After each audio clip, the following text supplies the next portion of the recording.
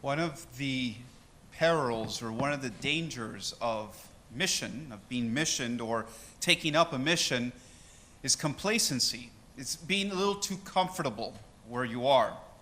Comfortable because you might do a good job or the job might be easy, and so fine, why change anything? Comfortable because, well, maybe people are very welcoming and might do everything for you. And so if it isn't broken, don't fix it. In a certain way, we see here the mission of Christ is to not be complacent, not to get too comfortable, even if we're doing good where we are. Here we see in 3 different episodes how Jesus moves to another place, not because he did a bad job or not because the people didn't accept him, but quite to the contrary. He goes and heals the mother of Simon Peter, who begins to wait on him. Well, it's nothing bad healing her, and there's nothing bad of her wanting to serve and wait upon him. However, you can get kind of comfortable that way. My work is done, and I'm going to be served at or waited upon. Well, looks like I don't got to do much in here to be comfortable. But it seems that he goes somewhere else. He moves on. People with various diseases are brought to him. He cures them.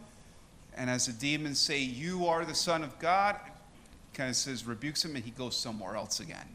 He leaves. Why do that? Well, maybe it's even in the recognition of that the Son of God is amongst people, amongst them. You can get a little complacent, a little too comfortable once they recognize who you are and treat him how he should be treated. Jesus leaves the place and goes again somewhere else. And as he leaves the place where he is, people try to stop him from leaving.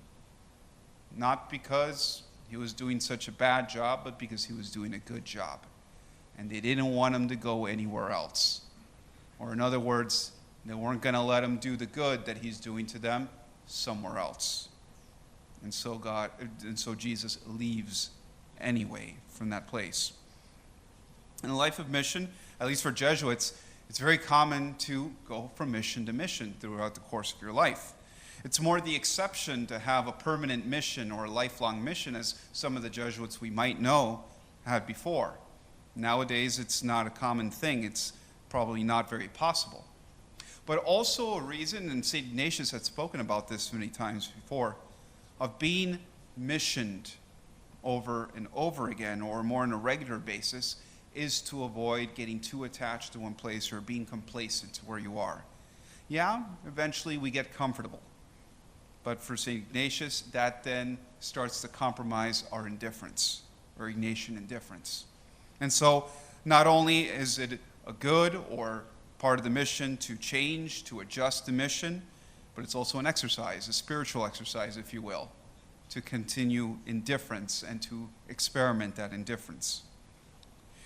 A lot of times, and when we do things the same way for such a long time, we don't want to change. We might be resistant to change.